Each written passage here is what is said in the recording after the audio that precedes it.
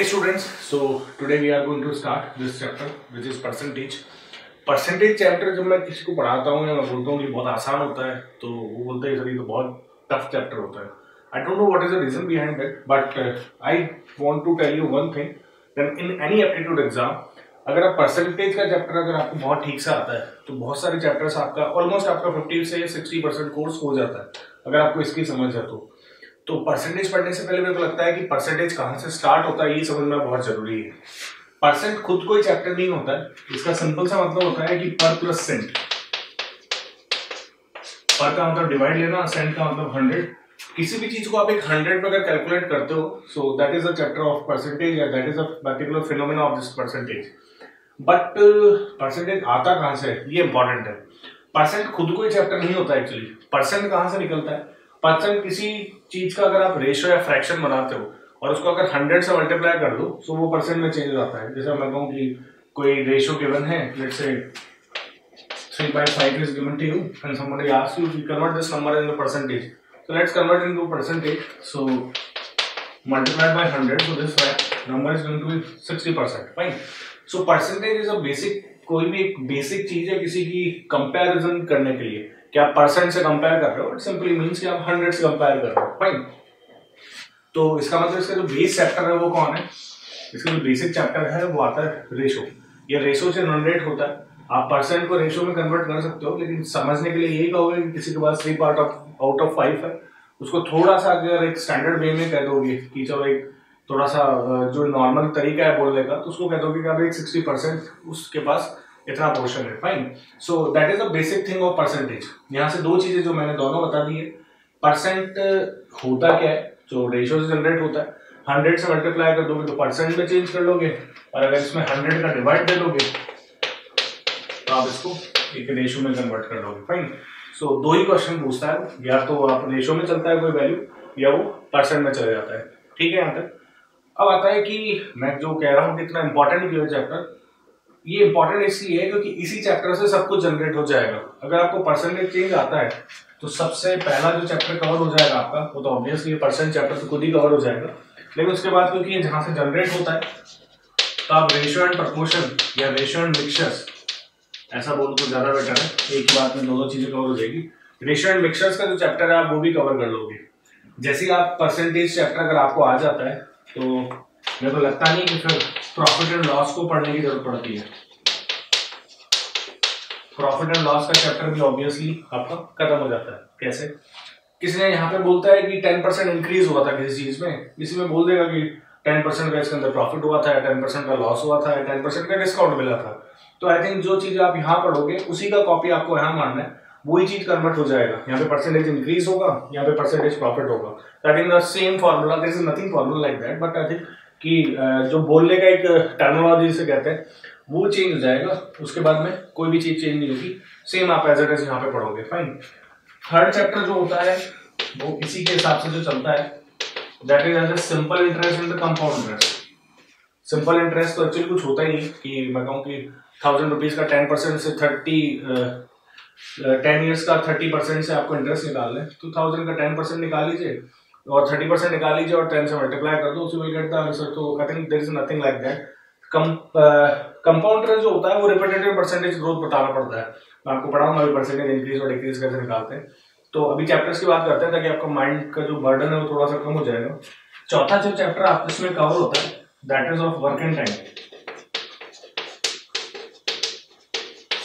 Work and time में क्या होता है? किसी ने कहा कि एक आदमी या एक कोई भी एक पर्टिकुलर मशीन 10 डेज में एक वर्क को कंप्लीट करती है तो परसेंट में बोलने का तरीका ऐसा भी बोल सकते हो कि इन the terms of percentage he just does that 10% of that complete work. तो वर्क एंड टाइम का जो चैप्टर होगा उसमें भी आप परसेंटेज से पढ़ाता हूँ और बड़े जो क्वेश्चन होते हैं वो बहुत आसानी से सॉल्व हो जाते हैं. तो आप इसको वर्क एंड टाइम को परसेंटेज से भी सॉल्व कर सकते हो. ठीक है. इसके बाद कुछ और भी बातें कर सकते हैं जैसे स्पीड, डिस्टेंस एंड टाइम हो गया. उसमें कई बार रिडक्शन आता है, एक्सेलरेशन होता है, परसेंट में चलता है तो वहां भी अप्लाई कर सकते हो. ज्योमेट्री में अप्लाई कर सकते हो लेकिन प्रोबेबिलिटी में तो आप पूरा अप्लाई कर सकते हो क्योंकि प्रोबेबिलिटी का तो टोटली 100% होता है. तो 100% को आप परसेंट के हिसाब से कन्वर्ट कराते हो तो आप उस वैल्यू को उस 100 के टर्म्स में भी वैल्यू को रख सकते हो. तो किसी भी चीज का परसेंटेज के बेस पे भी प्रोबेबिलिटी को आप सॉल्व कर सकते हो. तो बेसिक जो 4 चैप्टर्स बोले हैं वो है, बाकी चैप्टर्स में मैं अप्लाई करता रहूंगा, बट आई थिंक ये तो बहुत प्योरली ही परसेंटेज से चलता है। ठीक है, तो जब इतनी बार परसेंटेज की है हमने कि परसेंटेज, तो परसेंटेज निकालने का तरीका सीख लेते हैं कि किसी भी चीज को परसेंट को फटाफट या जल्दी से कैसे निकालना है। फाइन, चलिए मैंने एक छोटा सा वैल्यू लिखा, फिर मैं इसी से पूरा समझाऊंगा आपको। मैंने आपसे कहा कि 22% ऑफ 1600 ये आपको निकालना है।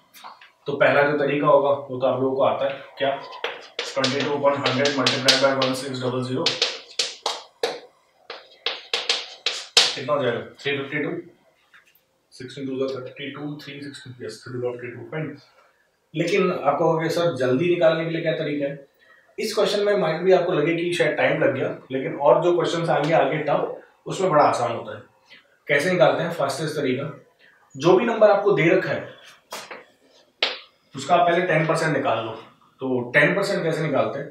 जिन लोगों को नहीं पता 10% कैसे निकालते हैं उनके लिए थोड़ा सा बात समझा देता हूँ। 10% का मतलब 1/10 पार्ट, मतलब 1/10 का उसमें मल्टीप्लाई कर दो आप, या डिवाइड लगा दो, 10 का डिवाइड लगा दो, या 1/10 से आप इसको मल्टीप्लाई कर दो। और जो इतना भी नहीं सीखना चाहते उसको कहता हूँ राइट हैंड साइड से एक डिजिट जो भी है उसको छोड़ के एक डॉट लगा दो। तो इस नंबर का 10% कितना हो जाएगा? 160। सही। बात करें 1% की, तो 1% कैसे निकालते हैं?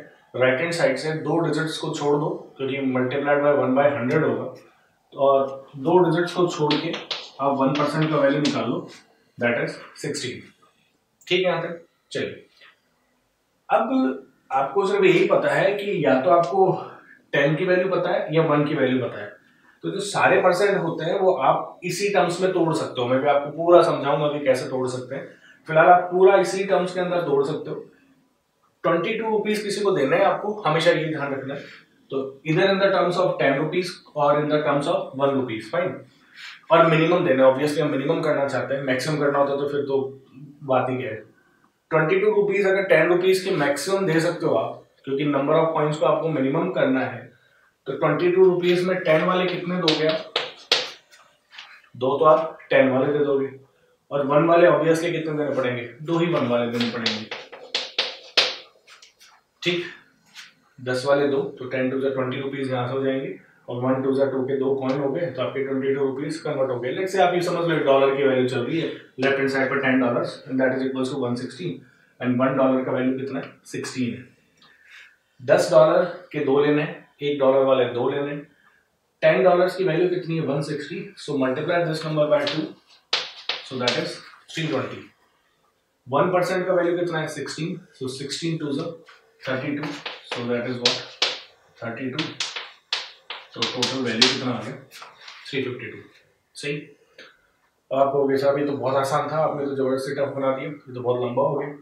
लेकिन जैसे मैं इसका वैल्यू यहाँ पे हाफ और कर देता हूँ, देन आई थिंक आपको बड़ा तकलीफ होगा। 45/2 बन जाएगा आपका लिए वैल्यू, एंड देन उसको कैलकुलेट करना मुश्किल होगा। मेरे वाले काम में थोड़ा सा आसान हो जाएगा। जैसे मैंने कहा कि ये कितना हो गया? 22 तो हो ही गया।